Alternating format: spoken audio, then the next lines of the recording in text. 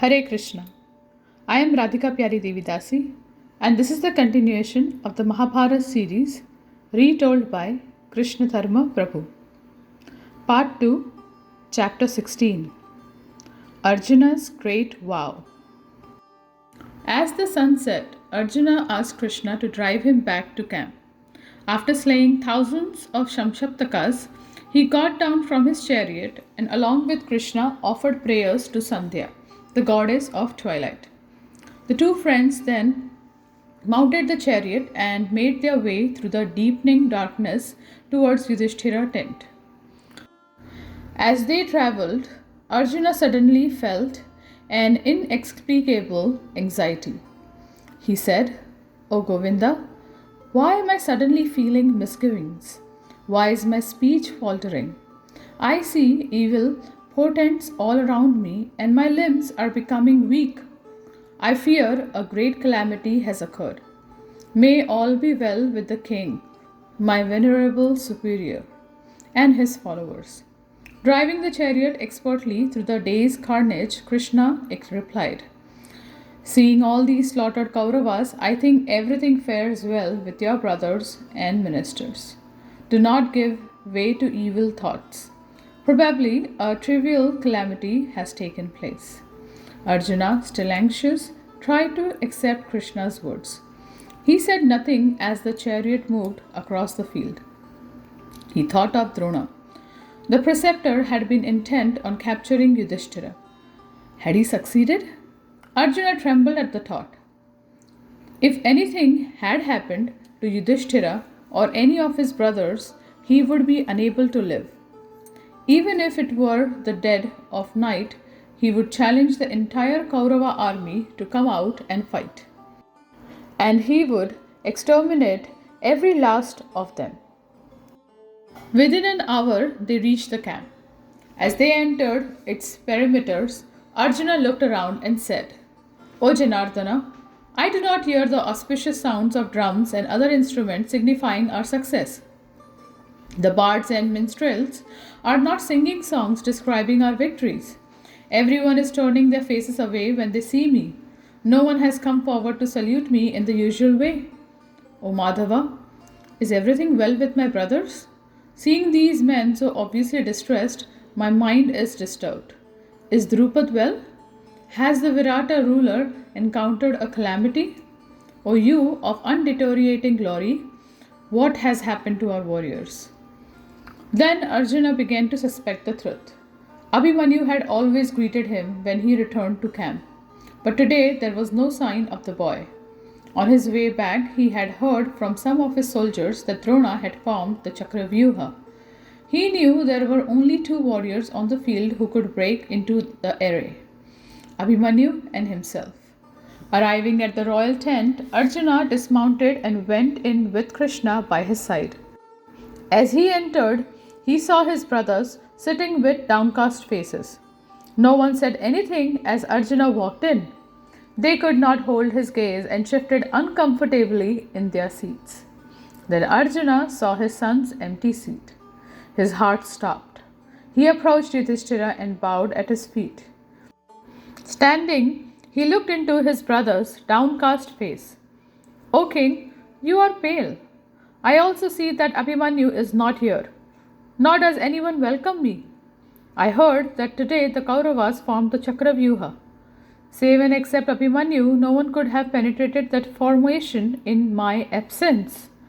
But he did not know how to get out of it. Did you ask my son to enter the terrible arrangement? Has that fierce bowman, that slayer of hostile heroes, after breaking into the enemy ranks and killing thousands, gone himself to death's mansion?" Arjuna began to cry. Falling to his knees, he cried out to Yudhisthira in a piteous voice, "Tell me how he fell." He who possessed mighty arms and red eyes, who was born into our race like a lion born on a mountain side, and who resembled Indra himself, how was he slain in battle? Arjuna saw tears in Yudhishthira's eyes. His own eyes flooded as he realized what he had feared most was true. Yudhishthira's silence confirmed it. Taking a deep breath, Arjuna fought to control his mind. His head fell to his knees and he sobbed. After a few minutes, he looked up and continued in a broken voice.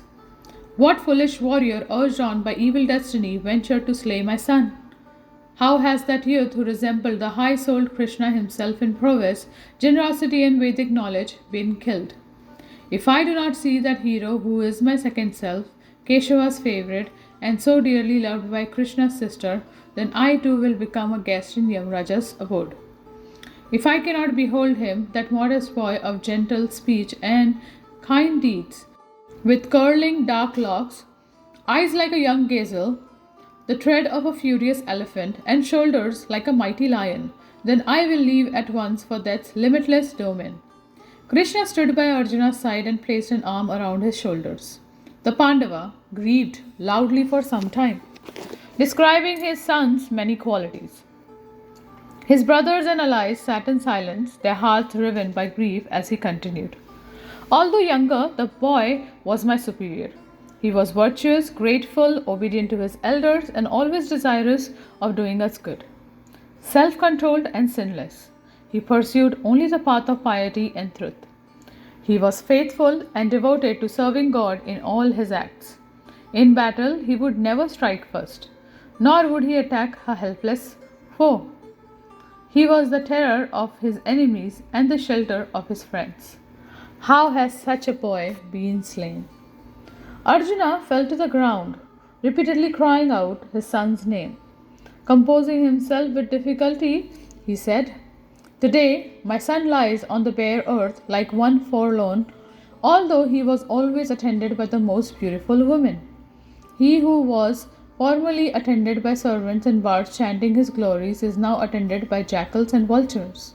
His face, which was worthy of being shaded by royal umbrellas, is now shaded by dust and dirt.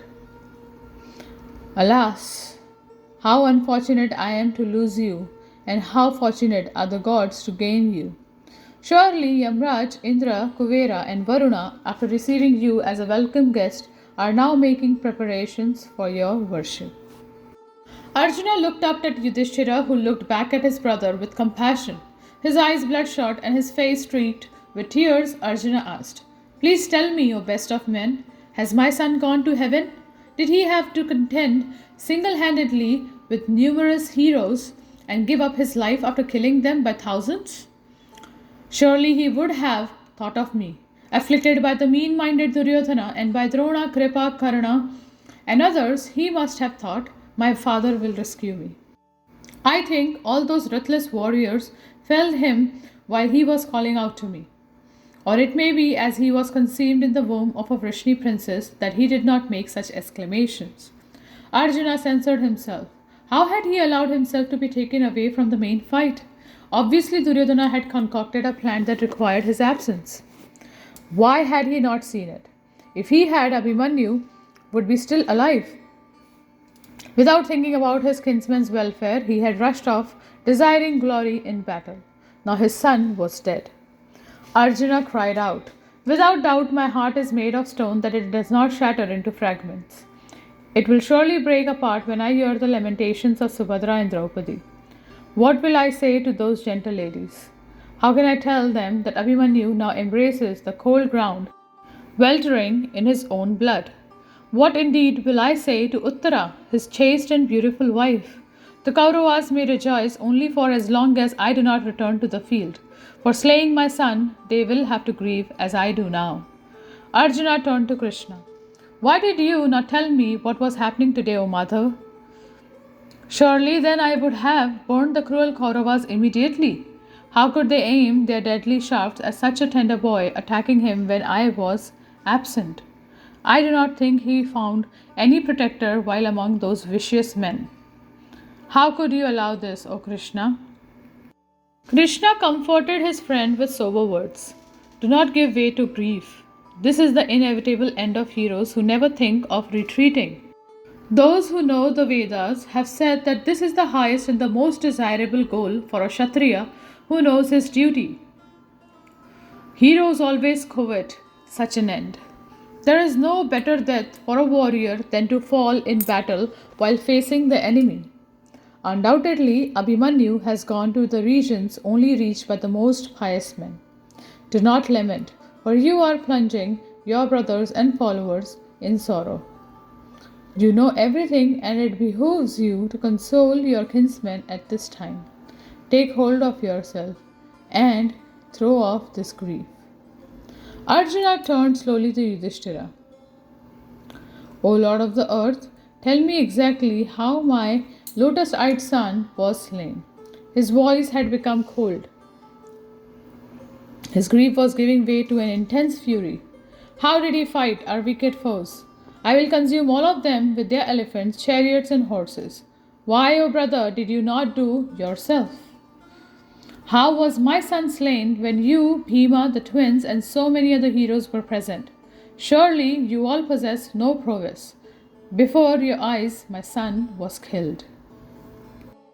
Arjuna gazed at his son's empty seat. What was the use in blaming anyone for Abhimanyu's death? Destiny had willed it, as it willed the death of every living creature. Yet still it was hard not to see how things might have been different. Why had he not been by Abhimanyu's side when he needed him most?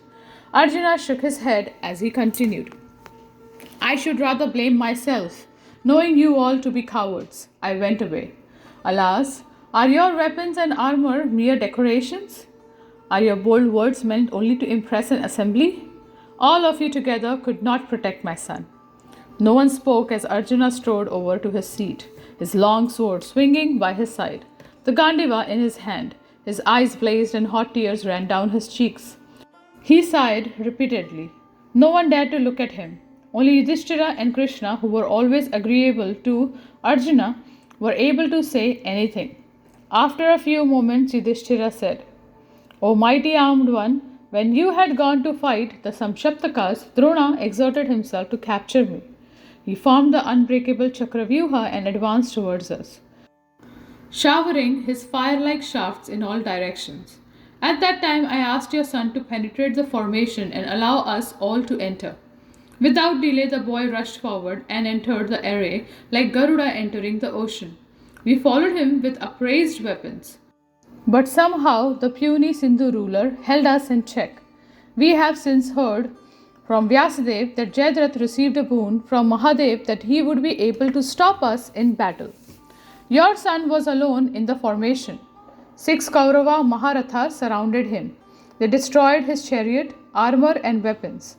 Worn with fatigue, he was finally slain by a 7th, the Shasana's son. Arjuna wailed. Yudhisthira paused and then went on. Before dying, he slew countless heroes, many of them kings and Maharathas. Now he has ascended to heaven. Through the inscrutable workings of fate, he has attained his destined end. Thus we have all been plunged into a burning grief. Crying out, O my son! Arjuna rolled on the ground. Everyone gazed at each other with vacant eyes. They said nothing as Arjuna expressed his grief. Gradually he composed himself and got to his feet, shivering as if with fear and wringing his hands. He spoke in a low, controlled voice that seethed with rage. I say this truly. Tomorrow I will slay Jayadratha, if indeed he does not forsake Duryodhana in fear of his life. If he stays in the battle and does not seek shelter of either Krishna or yourself, O king, he will die tomorrow. Whoever tries to protect him, be it Drona, Kripa, or anyone else, will find himself struck down by my arrows. That Sindhu ruler caused my son's death. For this act of violence towards Abhimanyu and I, he will die. Arjuna felt all his anger directed towards Jayadratha, who had already shown himself to be a despicable wretch when he had assaulted Draupadi. This time he would not escape. Although Abhimanyu was assailed by 6 Kaurava warriors at once and finally slain by Durjaya, it was Jayadratha who was to blame. Many times warriors found themselves overwhelmed by superior odds, but their allies and supporters could always come to their rescue. Abhimanyu would surely have been saved if the Pandavas had been able to reach him. Jayadratha's act was mean and unforgivable. Arjuna clasped his Gandiva tightly. Soon that low-minded Sindhu ruler would reap the result of his hatred for the Pandavas. Looking around at his brothers and allies, Arjuna went on. If I do not kill that wretch tomorrow, then may I never attain the regions meant for the righteous. Let me instead go to hell, reached by those who ravish their own mothers, or those who are malicious, ungrateful, or miserly. Let me reach the dark worlds inhabited by rapists, slayers of Brahmins, betrayers of trust, men who seduce others' wives, who are unkind to guests, and who deceive and cheat others. If I do not kill Jayadratha tomorrow, then such will be my end. Arjuna's voice seemed to shake the earth. Now listen to one more vow I'll make. If I do not slay Jayadratha by sunset tomorrow, I will enter blazing fire. Neither the celestials, asuras, mortals, winged creatures, rakshasas, rishis, nor any other moving or unmoving creature will prevent me from achieving my aim. If Jayadratha enters the nether regions or somehow ascends to heaven, I will still find him and sever his head from his body. When this night passes away, Abhimanyu's enemy will see me as his death personified wherever he goes. After solemnly speaking these words, Arjuna violently twanged his bowstring, producing sounds that reached the heavens. At the same time, Krishna, also excited with rage, blew his conch shell, creating a sound that seemed to make the universe vibrate. As words of Arjuna's vow got round the camp, the sound of numerous drums and other instruments could be heard, along with the fierce cries of many warriors. The whole camp was filled with a joyous uproar. Surely, the next day the Kauravas would face their worst calamity so far. The enraged Arjuna was a foe to be feared indeed. In the Kauravas' camp, there was much rejoicing. Abhimanyu was one of the greatest warriors among the Pandavas' army. It was almost as if Arjuna himself had been slain. Surely Arjuna would now be discouraged and lose his taste for the battle. Now that yet another of his sons was slain, this time the beloved Abhimanyu, Arjuna's energy, would be sapped by grief. Duryodhana praised Drona and sat in his assembly to discuss the next day's strategy. It should prove easier to encounter their dispirited enemies. Perhaps the same formation could be employed again. Maybe another powerful fighter could be trapped and slain. As the Kauravas were speaking, they heard the din from the Pandavas' camp, reverberating like the roar of the ocean. The Kauravas looked at each other in surprise. Why would the Pandavas be rejoicing? Should they not be feeling despair? Suddenly, Jayadratha burst into the tent. His face was a mask of terror. He stood panting before Duryodhana, sweat running down his face. The Kaurava chief saw him trembling like a sapling in a storm. He asked him the cause of his fear, and Jayadratha replied, He who was begotten on Pandu's wife by the lustful Indra, that one of the perverse intellect, has vowed to kill me tomorrow. May good betide you all. I will now return to my home to save my life. Or if you wish me to remain, you had better assure my safety. In my view, O king, you, Drona, Kripa, Karna, and all other rulers here are capable of saving a man who is seized by death himself. Jayadratha looked around the assembly with wild eyes. His boon from Shiva could well prove to be his destruction. He had enjoyed this moment of glory, but now as a result he faced the most deadly danger. Arjuna was famous for keeping his vows, and he would now be angry. The Sindhu king continued, Having heard the Pandavas rejoicing, I am struck with anxiety. Our spies have told me that Arjuna has vowed either to kill me tomorrow or to enter fire. Thus the Pandavas are filled with joy rather than grief. I think it will be wisest for me to return to my own country.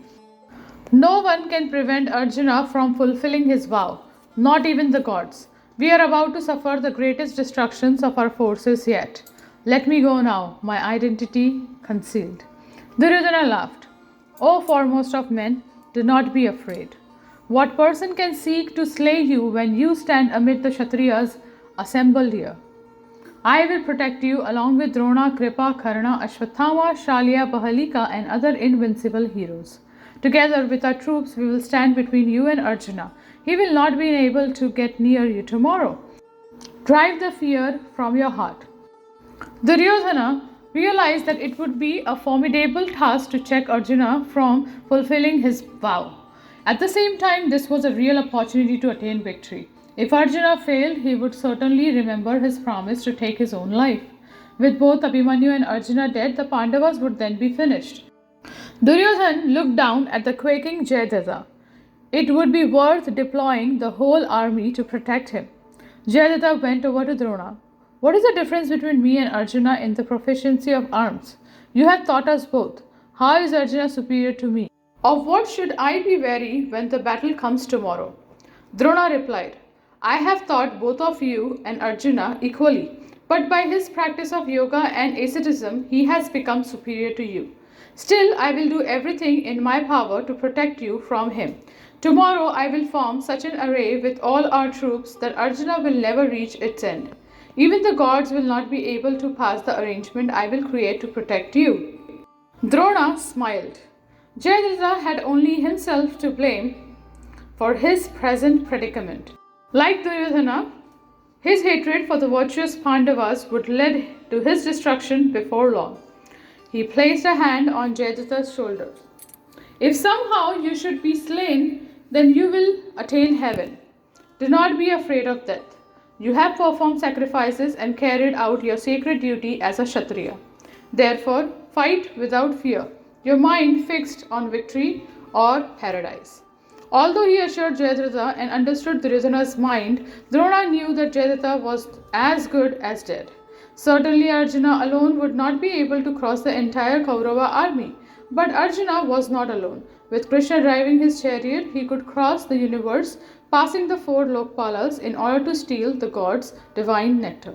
Even without fighting, Krishna would no doubt find some way to protect his friend, and he would need to. But the Pandava hero would face an almost impossible task the next day. Cheered on by Drona, the warriors shouted and blew their conches. The Kaurava leaders began to plan their strategy for the following day. Jayadratha felt his fear vanish and he set his heart on the battle. Perhaps Arjuna's vow would be a blessing in disguise. Shiva's boon may yet prove to be a boon indeed if it ended up causing the Pandavas' destruction. After hearing Arjuna make his vow, the Pandavas and their followers spent a little while discussing their strategy and then retired for the night. They would decide the next day's battle plans in the morning, after they received information from their spies as to how the Kauravas were reacting to the news of Arjuna's promise. Arjuna sat alone in his tent, burning with grief and anger. He could hardly wait for the battle to begin. For over an hour he sat on his bed without moving, his face covered by his two hands. As he sat, shedding tears, Krishna came in and sat down by his side. He spoke softly but reproachfully. O Partha, without first seeking my advice, you have made a difficult vow. That was rash. You have placed a heavy burden on your shoulders. Alas, how will we avoid becoming the butt of ridicule? I have heard from spies that Drona vows to protect Jayadratha. He will form a tremendous array guarded on all sides by the best of the Kauravas. 6 mighty Maharathas, namely Karna, Ashwathama, Bhurishrava, Kripa, Vrishasena, and Shalya, will stand in the van of that array. Drona himself will stay within a secondary formation. Jayadratha, by his side, you will first need to vanquish those 6 heroes and pass through a thick array of fighters before you can come anywhere near the Sindhu king. Then you will have to fight with the preceptor. Arjuna did not reply. Krishna placed an arm around his shoulders. In the morning, we will consult with your brothers and allies. We need to come up with a strategy to ensure that your vow can be kept. However, O son of Pandu, it will not be easy to accomplish. Arjuna lifted his head. His voice was almost a growl. The 6 chariot fighters you have named are not equal to even half of my power. You will see me cut apart all their weapons. The Sindhu ruler is a dead man. Before the eyes of his wailing followers and of Drona, I will sever his head from his body. Even if a celestial army headed by all the principal gods protects him, even if I must fight against the personified oceans, mountains, heavens, earth, quarters, their regents, and all the mobile and immobile beings, still you will see him slain by my arrows. I swear by truth itself that nothing will stop me, especially with you at my side. O Janardana, my success is certain. Arjuna continued expressing his determination and confidence for several minutes. He was prepared to face even death personified, armed with his irresistible staff. Tomorrow you will see me rip open the enemy ranks with blazing shafts, like thunderbolts rending a mountain. Arrows shot with the speed of the mind will fall by the tens of thousands from my Gandiva. I will not restrain myself at all. All men will witness the power of the weapons I have obtained from Yamraj, Kuvera, Varuna, Indra, and Mahashwara. I will throw the Brahma missile and annihilate anyone who tries to stand in my way. The earth will be filled with the bodies of men, horses, and elephants, all bleeding copiously and deprived of life. Arjuna got to his feet and stood before Krishna with the Gandiva clasped in his hand. His face was flushed with and his lips trembled. The sinful Jayadratha has forgotten his kinship with us and bears us only hatred. I will strike him down tomorrow, making his friends and followers grieve. Arjuna ached for the battle to begin. His arrows seemed ready to leap from his quivers and the Gandiva vibrated in his hand. He could not understand Krishna's apprehension. What possibility was there of the Kauravas standing against him in his present mood? He placed his bow in its golden case. Unfastening his gleaming armor, he asked, O Lord, Master of the senses, why do you admonish me? You know my prowess and you know your own power. When we are together, what are we not able to achieve? Jayadratha may be counted among those already slain in battle. I am Arjuna of unwavering vows and you are Narayana. Truth resides in the Brahmins, humility is seen in the pious, prosperity attains sacrifice and victory, O Keshava, is always with you. When this night has passed, you should ready my chariot, filling it with every weapon. A great task is at hand. Arjuna and Krishna sat together, breathing like a pair of infuriated serpents. Afflicted by grief, Arjuna felt unable to rest. Krishna also displayed great sorrow. While the Pandavas had been in the forest, he had helped raise Abhimanyu, acting as a loving father towards his nephew. The boy had always been with him. Krishna had personally taught him many of his martial skills, and they had often hunted and sported together in the forest around Dwarka. Seeing both Arjuna and Krishna excited with rage, the gods, headed by Indra, became anxious. Surely the universe might be destroyed. If they both gave vent to their anger, many ill omens were seen. Dry winds blew, thunder rumbled in the clear sky, and thunderbolts fell to the earth. The earth trembled and rivers flowed backwards, while the cries of jackals and crows echoed everywhere. Arjuna asked Krishna to go to the women's quarter and console Subhadra. The Vrishni princess, along with Draupadi and other royal ladies, had come to the battlefield to be with their husbands. Krishna went to her tent and found her laying on the ground, weeping like a female osprey. Taking a seat near her, he spoke consolingly. O daughter of the Vrishni race, do not give way to this grief. Abhimanyu has met the end always sought by heroes. After slaying the enemy by the thousands, he has ascended to the highest regions of heavens. Although a mere youth, he has attained a destination difficult to reach even for the accomplished yogis. Surely this is his good fortune. O amiable one, you are the wife of a hero, the daughter of a hero, and the mother of a hero. Born also into a race of heroes, you should not lament one who has met a hero's death, nor will his death go unavenged. Tomorrow you will hear that Arjuna has severed Jayadratha's head from his trunk. Rise up and renounce your fever of grief. You must now console your daughter-in-law, beloved sister. Subhadra looked at Krishna from where she lay. Her eyes were red and her face streaked with mascara. Her ornaments were strewn around her on the floor. Nearby, her garland lay crushed. Her words were frequently interrupted by sobs. Alas, son of my unfortunate self, why did you go to the war? O son, equal to Arjuna in battle, how could you perish? How can I see your dark and handsome face now soiled with dust and smeared with blood as you lay on the cold ground? Having the Pandavas, Rishnis, and Panchalas as your protectors, by whom you have been slain like one helpless. Fie on Bhima's strength, Arjuna's prowess, and the Panchala's might. What use is their power when they could not save a child from dying before their eyes?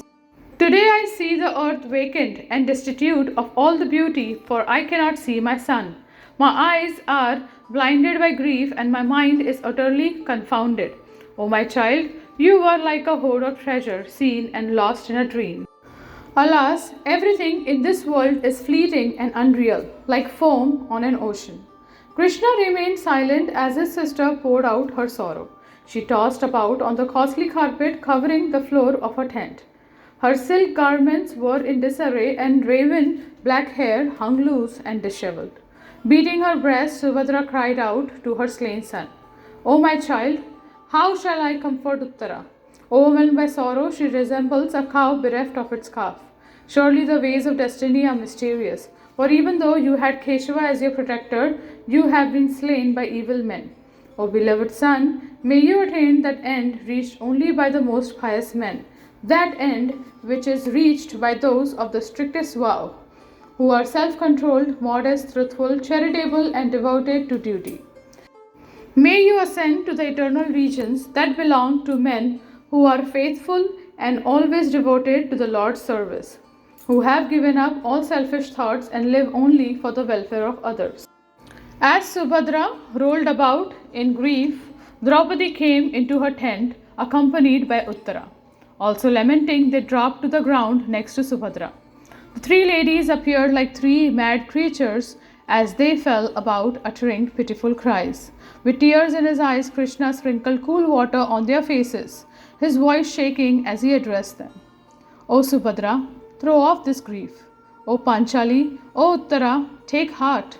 O most beautiful ladies, rather than lament, we should pray that all the members of our race attain the same state that Abhimanyu has attained. All other warriors united can only dream of achieving the feats he has single-handedly accomplished in battle. Krishna took his leave from the ladies and went back to Arjuna's tent. It was past midnight, and the servants had spread out an auspicious bed of kusha grass, decorated with flower garlands and sprinkled with perfume on a thick rug. With his weapons by his side, Krishna reclined peacefully, placing his head on his arm. Within the tent, Brahmins performed the usual nightly ceremony of offering the victims of battle to Shiva, so that he might guide them safely to their next destination. Arjuna worshipped Krishna with various offerings, then lay next to him on his own bed. Krishna said, O son of Pritha, rest now. You will have to achieve tremendous feats tomorrow. Arjuna was assuaged by Krishna's care. He lay gazing up at the high roof of the tent. His mind flickered between thinking of Abhimanyu and thinking of Jayadratha. That sinful wretch should have been slain long ago when he first insulted Draupadi. This time Yudhisthira would not protect him. He would soon taste the fruits of his wicked inclinations. As Arjuna lay thinking in this way, he fell into a fitful sleep. Thus ends Part 2, 16th chapter of the Mahabharat series, Arjuna's Great Vow. Thank you very much. Hare Krishna.